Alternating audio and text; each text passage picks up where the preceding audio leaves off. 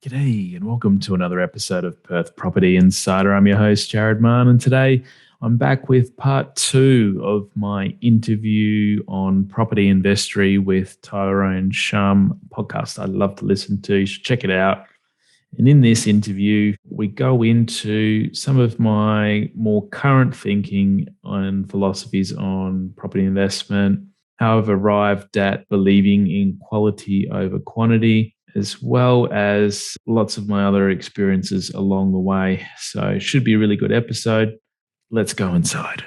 Welcome to Perth Property Insider, where you will learn how to grow your wealth and improve your life using Perth property. Our show is brought to you by Investors Edge Real Estate, the highly rated and award-winning property management specialists servicing the whole of Perth.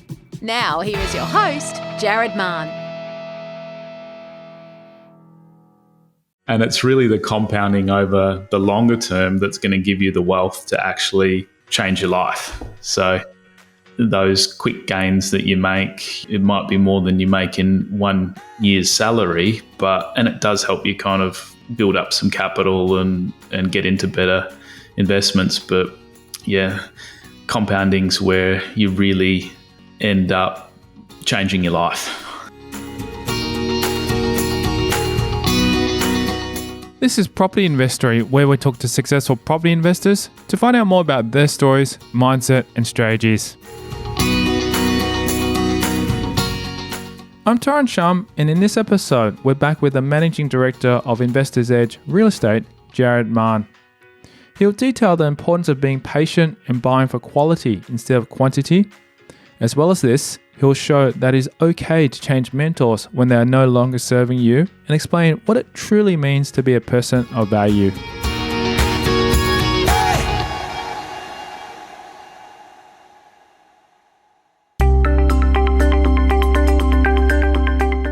When we last spoke to Man, he was telling the unbelievable story of a tenant going to the extreme to avoid some fees. Now, let's hear how he bounced back from the situation. I was doing a renovation project, one of them at the time, and I had a really experienced investor named Denise around to give me some advice on what to do. And I got all of her trades and contacts and stuff to do the renovation, so she really helped out. And I knew that she used to be a property manager and she'd done many more renovations and it was really a seasoned investor she helped me see that there is this profit that is possible. Like, she'd grown a very decent portfolio and kind of just gave me hope again.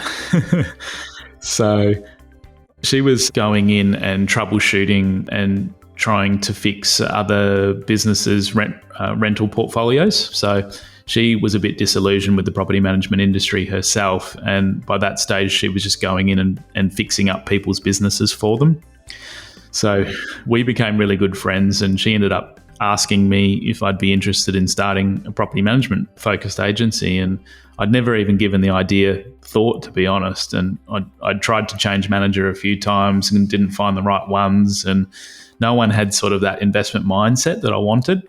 And property management back then was like a back of office thing where the sales agents were the stars of the office and the property management was neglected, and it would have pretty inexperienced juniors, and it just wasn't given the attention or the focus that it is today by the property management specialists that we sort of now have. So it was her idea to start Investors Edge Real Estate, and I came up with that name, I think, when I was in the shower one time, as you do. And that was in part what I was already on leave from my engineering job and not knowing exactly what I was going to do. I wanted to do property full time, and I thought, well, if I can help other people with their investing and go through their learning cycles and give them the kind of property management service that I wanted, that was really my main inspiration. And I thought, if I can be in property all day and I love it this much, then that was a big, massive turning point for me. Of course, starting any business is going to be difficult, but Man underestimated just how hard it would be. I had no business experience and I had no experience as a real estate agent, and there was massive learning curves, and it took a really long time to get traction. But I went and met up with a lot of the investors I knew, and I put it out on the Summersoft Property Investment Forums. I used to organise meetups. so that I could find out how other investors were successful and also speak to them about what they were wanting from their property managers. So similar to my job as an engineer, I just went around asking everyone, what would you want in a service, and what things would make you choose someone as a property manager, and why would you leave your existing one? And I basically then just designed or engineered the service based on everyone else's feedback, and we continue to do that every year. We survey our clients, and I love reading every single survey and going deep into their frustrations and their ideas for how I can improve the business. And then we go back and tell them all the things we've done that they suggested, and they love that too. So that sort of iterative, just giving people what they want and using their ideas. And I did the same with sort of business coaches and other people that I surrounded ourselves with to make the business a success. So 14 years on now, we're one of the most awarded property managers in Australia, and we're one of the most highly rated on Google in Perth. So it's I pinch myself like that I'm in a job I love. We're helping so many investors get ahead and improve their lives, and like that's a big part of my why as to why I come to work now. Since finding his groove in property investment, Marn values the strategy of investing for quality, not quantity. I was more about buying quantity of properties previously, and I was also about trying to force appreciation of value through renovation and building. And I was often very impatient with my whole approach to investing and very short-term focused. So I often think if I went back and just bought, instead of buying multiple properties, bought a higher quality property and had a longer term focus to things and let compounding do its work, that I might be a hell of a lot better off, because I wouldn't have paid as many taxes. I wouldn't have put so much effort into, that adding value and actively being in property. And yes, I learned a lot and it got me where I am today, so I don't regret it. But also, I now lean more towards evidence-based selection of properties and buying the higher quality of property that you can afford, and letting compounding do its work over the long term. And so I'm more thinking about a forever hold, and is this going to be a great legacy to leave to my kids, and do I see this property doubling and tripling in the next 20 to 30 years? And that's more how I'm approaching my investing these days. Marn even used this strategy when buying his family home. And so we went about choosing our home that way recently, and that's done very well over the last, so we bought it was in December 2020, so quite recently. And in the how many months has it been? Well, about 18 months. So next door just sold for 350,000 higher than what we paid, and it's proven to be a really great selection, and did 20% in over a year. And part of that choice was I wanted to put the hat on as an investor when choosing the family home and not approach it separately. So we got our daughter into a really great school, but there's the proven history of performance in this suburb, and it's more of a steady growth performer, doesn't go through crazy levels of growth and then have nothing for 10 years. It's more of a steady, good, longer term performer. When looking for his family home, Marn was thinking like an investor and had made a list of criteria. I went really deep into formulating an ideal criteria over the last few years. Again, not creating all these ideas myself, but getting stuck into other people's books and other people's podcasts, and take some ideas from them, some ideas from them, some ideas from them. Then I've got my ideal criteria, and now all my clients use that for overlaying on their purchases too. So I did a lot of research studies as well as to what difference a quality school makes compared to a non-quality school catchment, like when the suburbs are even next to each other. And typically, in that case, in Perth, it's made like around a 2% difference in the average annual growth rate over time. So when you also look at other factors, like I did another study into what difference does being next to the coast or water give to the suburb. And it also equated to around 2% difference as well in the average annual growth rate. And this is all kind of reflected when you look back at the past growth rates of an area. And if those things haven't changed, then it's more than likely that it's going to benefit the area in growth moving forward as well. So I'm more trying to focus on those ideal criteria that are going to give growth in the future. And it can be adopted at the lower end budgets as well as the upper end budgets to choose between suburbs. So, Although a 2% growth rate may sound small, over time it can be a substantial difference. over 30 years on a $500,000 purchase, the difference of 2% is $1.1 million. So once I got that, and then when you combine that with thinking on a forever hold, getting that extra incremental 1 or 2%, imagine applying that across the whole portfolio. That's where life-changing wealth is made.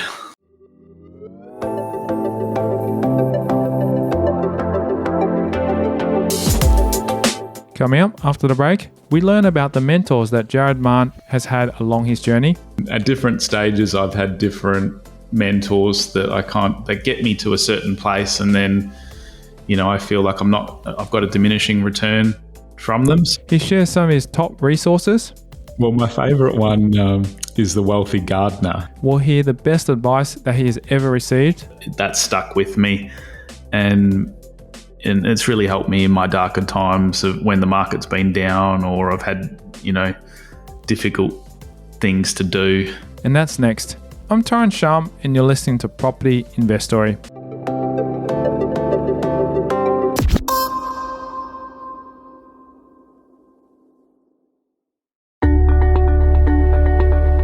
Hey there. Over the years, I've built up a portfolio of properties, and it's been great to see capital growth. But the challenge I face is the passive income has been quite poor, providing a net return of 3 to 4% per annum. I'd have to buy at least 10 properties or more to generate $100,000 per year. Now, if I had the cash to buy these outright, which I didn't, then I need the help of banks, and as they wouldn't lend me more, I was stuck. This is when I start looking into alternative investments where I could use my equity and cash to generate 25 to 30% per annum returns and fast track my passive income goal. In a short space of 2 years, I've been able to achieve this goal and have tripled my passive income instead. Now, if you want to learn more on how I did this, SMS me your name and email address on 04 88 88 31 32. And I'll send you a free report explaining how I did it.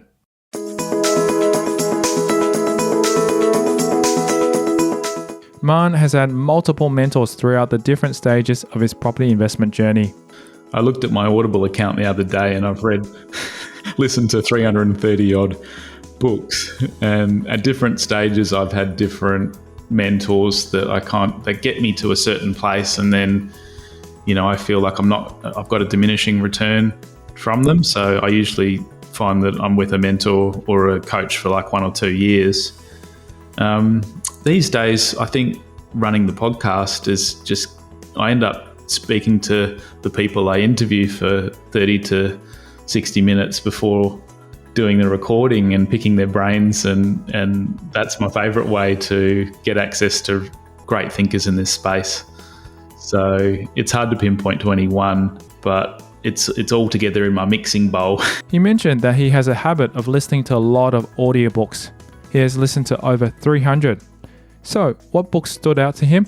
Well, my favourite one is The Wealthy Gardener. And I don't think many Australians know about it, but it covers the sort of the internal journey towards wealth and the principles for success. And it's told with an engaging story. So it's part fiction story and part non-fiction, where he lays out the principles.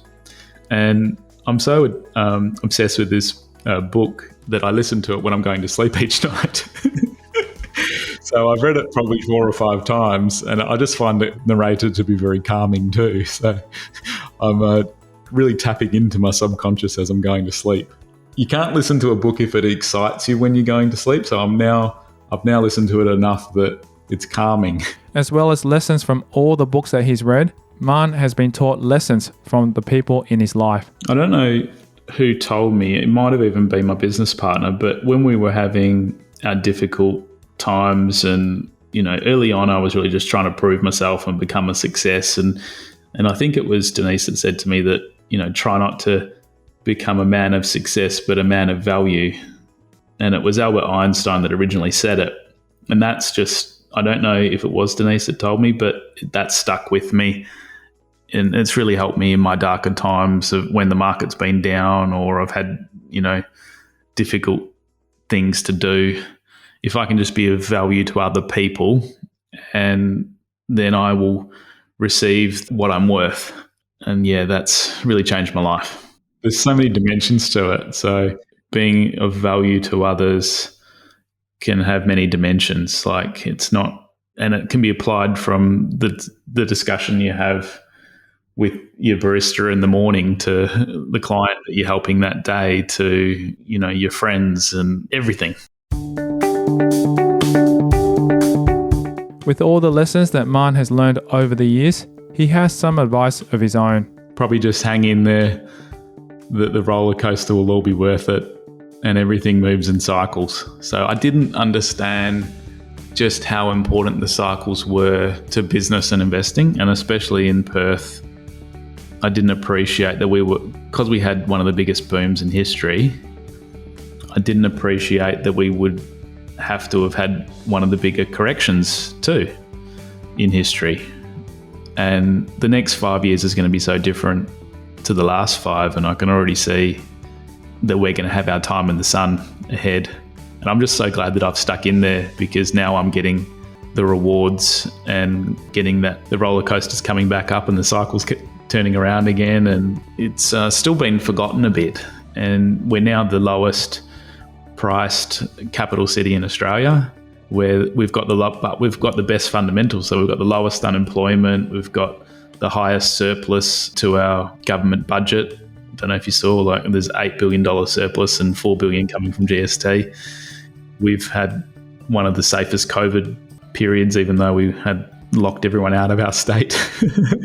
You also look at our rental yields, they're the highest in Australia of any capital. When you combine that with affordability, the last couple of months we've seen a lot of investors coming that were planning to buy in Brisbane. Now Brisbane's become overpriced and their floods have put a lot of people off. We're seeing wave move over here now, and it's been coming for a long time, but it seems to finally be here. And I still think there's a lot of value buying for investors, and that's why I'm still buying here personally as well. So, Jarrad, how much of your success out of your whole property journey that you've been through right now, how much of your success is due to intelligence, skill, and hard work, and how much do you think is because of luck? Good question. I think probably initially my success was more from the hard work and the burning desire to create a better life for myself.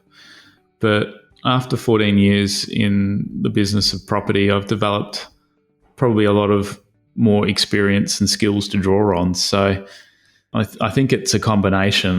But then when you look at luck as well, if I didn't meet my previous business partner, Denise, at an investor networking function, I wouldn't have Investors Edge, and I wouldn't be in the position that I am to help so many other investors. And I also met my wife when she was acting as a settlement agent on one of my sales. So we're chatting to her over the phone, and I looked her up on Facebook and she was single. And next time when we were coordinating the settlement, I asked her to catch up for coffee. And, that's all she wrote. So, 11 years later, we're still together and have a beautiful daughter. So if there's not luck in meeting those two sort of key partnerships that I've had, I have to pinch myself and thank myself for being that lucky too.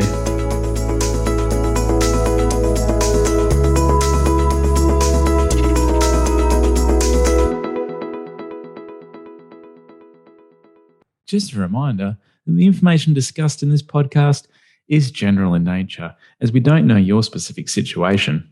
You should always seek professional advice before taking any action. For free market reports on your suburbs of interest and other helpful resources to grow your wealth, make sure you join my Property Investor Update at investorsedge.com.au/join. And finally, make sure you're a member of our Perth Property Investment Facebook group to be part of the conversation with other like-minded investors, get help to your questions, and get a feel for what's going on out there in the market. I'll see you in the group.